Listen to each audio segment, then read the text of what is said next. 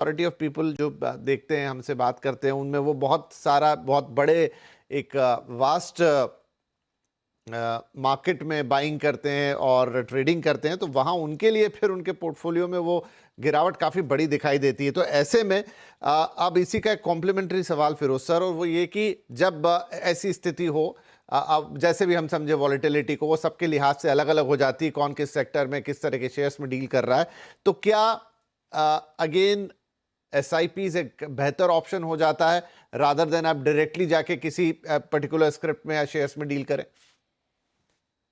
Yes Vipin जी, definitely SIP बेहतर विकल्प होता है। एक जो मैंने एक स्टडी की थी उससे पता लगा था कि जो अब स्टॉक्स की स्टडी, जैसे दलजीत सर भी कह रहे थे, आप भी कह रहे थे, उसमें एक 15-17 एफआईआईज ऐसे होते हैं जो बहुत शॉर्ट टर्म पैसा डालते हैं। ये कैसे पता लगता है कि कौन से वो 15-17 है? आपको ये मिल जाता है, ब्लूमबर्ग पे एक फीचर है। इंडिया विदेश भर में कोई भी फैक्ट शीट में अगर एक शेयर का नाम लिखा हो, वो कंसोलिडेट करके दे देता है। तो आपको यह पता लग सकता है कि कौन से एफआईआई हैं जो खरीदते हैं और रिजल्ट के बाद बेच देते हैं। तो ऐसे मैंने 15-17 शॉर्ट टर्म एफआईआई की लिस्ट बनाई, बहुत केयरफुली उनको देख के।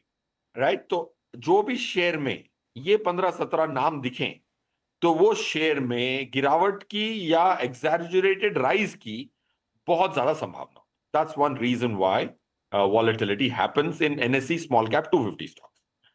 एनएससी स्मॉल कैप 250 स्टॉक में तो 250 स्टॉक है। एमएससीआई के जो इंडिया स्मॉल कैप इंडेक्स में अब 499 स्टॉक्स। ओके, पहले तो मैं बड़ा आश्चर्यचकित था कि भाई फॉरेनर 499 स्टॉक्स रख के बैठे हैं और इंडिया वाले 250 लेके बैठे हैं। जो बाकी जो 244 स्टॉक्स है ना, वो सबसे स्टेबल स्टॉक्स, उसमें इंडेक्स फंड इन्वेस्टिंग आती है।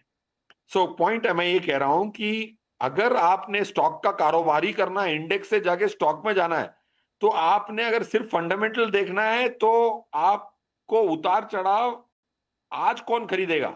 मैं भी एक एनएससी स्मॉल कैप 250 कंपनी हूं, एनएससी 500 में हूं। मैं रात को दुकान बंद करके जाता हूं, कल सुबह मेरा भाव बढ़ना या घटना क्यों चाहिए? मेरा फंडामेंटल तो कुछ भी चेंज नहीं हुआ, रात को मुझे म्यूचुअल फंड कमीशन आ गई। So what happens is this demand and supply. There are some people who buy in deep pocket with deep pockets and sell something. उसकी एनालिसिस जरूरी है। ये मैं खाली वो दिशा दिखा रहा हूं जहां पे स्टडी काफी अच्छी हो सकती है अगर कोई स्टॉक्स ओन कर। रहा सवाल क्या माध्यम से इन्वेस्ट करना चाहिए, मेरे हिसाब से एसआईपी रिटेल निवेशक ने इतनी स्मार्टनेस म्यूचुअल फंड की इन्वेस्टमेंट में दिखाना, मैं आश्चर्यचकित हूं। हर हर महीने जहां मार्केट गिरी थी ना, वहां नेट फ्लो नेगेटिव है एचएनआई की, रिटेल की पॉजिटिव है। राइट, बेचारे नाम बदनाम है रिटेल का, बट एक्चुअली एचएनआई उल्टा कर रहा है। आप देख लीजिए, अप्रैल जब लिबरेशन डे हुआ था तो मार्केट गिरी थी। उस साल उस महीने एसआईपी थी 26,000 करोड़ की, टोटल नेट फ्लो था नेगेटिव। बाकी लमसम का नेट फ्लो नेगेटिव था। अगर जो भी टोटल फ्लो था उसमें से एसआईपी हटा दो, जैसे जैसे सुनील सर कह रहे थे, इस महीने लास्ट मंथ भी नेगेटिव था एचएनआई का flow, if I assume HNI is lump sum. So retail SIP से इन्वेस्ट कर रहा है, उसको मैं सिर्फ एनकरेज करना चाहूंगा कि वो माध्यम बहुत सही माध्यम है। मार्केट सितंबर 24 से अब तक एनएससी 500 में भी नेगेटिव है 4-5%, but textbook definition of SIP rupee cost averaging has happened in this 1.5 year. मैं कल ही एक स्मॉल कैप का एक स्टेटमेंट देख रहा था एसआईपी का, लास्ट 2 साल का, उसमें रिटर्न है 13% compounded, right, and that was not the best fund. So point I am making is, जो रुपी कॉस्ट एवरेजिंग की हम किताबी बात कहते हैं, बट ये 1.5 साल में it has been a classic text book definition. Nifty गई है 21,700 पे 2-3 बार ही, और वापस आई है 25-26 तक।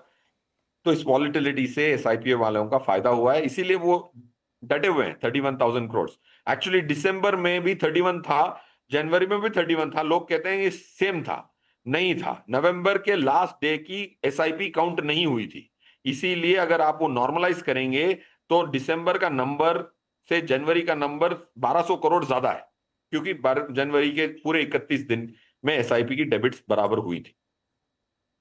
ओके, और ये पॉइंट, ये भी आपने जो एक नजरिया बताया, वो शायद अभी दलजीत जी वही कह रहे थे कि कई बार उतनी डीप टेक्निकल स्टडी में हमारा जो आम निवेशक है वो जा नहीं पाता, लेकिन आपने एक तरीका दिखाया, वो बढ़िया है। आई होप कि वो कई लोगों को समझ में भी आया होगा। अनुराग जी, अब इससे पहले कि हम सब ये कहें कि अब आगे अगले हफ्ते में क्या करना है या आगे मार्केट के लिए क्या सेक्टर और कौन सी चीज़ें, एक चीज़ की जो DIIs FIIs वाली पूरी बातचीत चल रही है, इनफैक्ट हमारे सभी वक्ताओं ने बताया कि what the FII is looking towards India, क्या वो देख रहे हैं और उनका बिहेवियर कैसे कैसे चेंज होता है। अब आप वहाँ से जब देखते हैं तो आप या तो खुद को FII समझे या FII का दिमाग जो चल रहा है वो हमें बताएं कि वो क्या देखना चाह रहे हैं। कुछ मोटे तथ्य तो हमारे सामने आ गए, लेकिन उन्हें और क्या चाहिए। एक वक्त तक तो उन्हें भारतीय बाजारों में बहुत अच्छा लग रहा था, लेकिन अब हर दिन उनका मन बदलता है। विपिन जी, एक मन दो बातें इस पे कहता हूं और थोड़ा अलग हटके बात करते हैं। स्टैंडर्ड डेटा सबको पता है।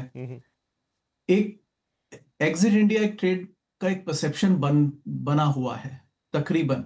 अब वो कुछ कॉन्ट्रेरियन लोग इंडिया की बात कर रहे हैं कि as a contrary position like, but general perception और एक मार्केट्स में हम देखते हैं कि मैं अभी इस समय एक जॉर्ज सोरोस साहब की किताब पढ़ रहा हूँ। वो कहते हैं कि एक बार जो ट्रेंड बनता है, वो करेंसी मार्केट की बात कर रहे हैं लेकिन हर जगह वैलिड है, ये जो ट्रेंड बनता है वो सेल्फ रीइंफोर्सिंग हो जाता है, फिर वही ट्रेंड और बड़ा हो जाता है। एक एक मायने में एक ट्रेंड बना हुआ है कि यार इंडिया के पास कंजम्पशन स्टोरी है लेकिन टेक्नोलॉजी और AI स्टोरी नहीं है अब, और वो डिसरप्शन के एंड पर है। तो एक एग्जिट ट्रेड चल रहा है। अब वो ट्रेंड अपने आप को सेल्फ रीइंफोर्स करता रहता है।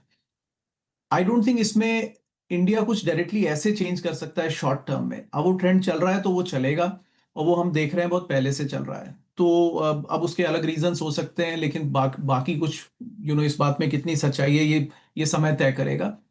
इसको एक्सेप्ट करें कि ये ट्रेंड है, वो ग्रेजुअली बेचेंगे। लेकिन वो बेच इसलिए भी रहे हैं विपिन जी, मार्केट करेक्शन नहीं ले रहा है और प्राइसेस बहुत अच्छे हैं और एग्जिट प्राइसेस बहुत अच्छे मिल रहे हैं FIIs को। अगर मार्केट में 20% का करेक्शन आ जाता है और सपोज निफ्टी 20,000 के आसपास पहुंचता है तो वो सेलिंग भी रुक जाएगी। तो ये दोनों चीजें इसमें कारगर हैं। दूसरी बात विपिन जी, थोड़ा सेंसिटिव है, मैंने इस बारे में ट्वीट लिखा था, काफी चर्चा हुई उसकी। देखिए, एक जनरल परसेप्शन है कि Indian government wants to promote domestic champions, और वो फॉरेन मनी को फ्रिंज पे रखती है, लेकिन बहुत ज्यादा वो बड़ा प्रोपोर्शन बने वो लाइकिंग नहीं है, और ये बहुत सरकारों की लाइकिंग है। ऐसा बहुत यूरोप में भी बहुत गवर्नमेंट्स ऐसा करती हैं। थोड़े बहुत कोर्ट केसेस हुए, कुछ हुआ। परसेप्शन ये है कि foreign capital on the fringe ठीक है, लेकिन it should not be so big के वो फिर डिसरप्ट करे, उसके एंट्री से बूम और बस्ट की साइकिल शुरू हो। तो आई थिंक वो दोनों चीजें मिला के एक नजरिया ये बनता है कि इंडिया में डोमेस्टिक चैंपियंस को प्रेफर करें और डोमेस्टिक कंपनीज जो इंडियन मार्केट को समझती हैं उनको उनमें पैसे लगाएं। तो I think we should stop worrying about FIIs too much. ऐसे भी उनकी सेलिंग 1/3 है, 2/3 सेलिंग तो डोमेस्टिक सेलिंग है। बट वो ग्रेजुअली निकल सकते हैं। जब बहुत ज्यादा मार्केट में करेक्शन आएगा तो तब वो आ जाएंगे। आई don't think Indian market wants that correction, right. अगर आप कंपेयर करें इंडिया के मल्टीपल्स 25 पे तो चलते ही हैं। तमाम इमर्जिंग मार्केट्स के मल्टीपल 12 से 15 पर चलते हैं। अब वहां पे FIIs पैसा डाल रहे हैं। I don't think India wants to be there, because फिर तो मार्केट कैप ही आधा हो जाएगा। तो let us accept it and move on. I think कि अब FIIs are not a big decider in Indian market and we have to take our own pragmatic call, and that's also the preference of the government कि let us promote domestic champions rather than relying on foreign capital. अब India का size भी इतना बड़ा हो चुका है विपिन जी के उससे फर्क नहीं पड़ता। Small FIIs can't really rattle the boat. तो कुल मिला के ये नजरिया रहेगा मेरा। नहीं, एक आत्मनिर्भर भारत के अंदर एक आत्मनिर्भर मार्केट चाहिए जो आप कह रहे हैं, और उसी नजरिए की आप बात कर रहे हो, राइट। एक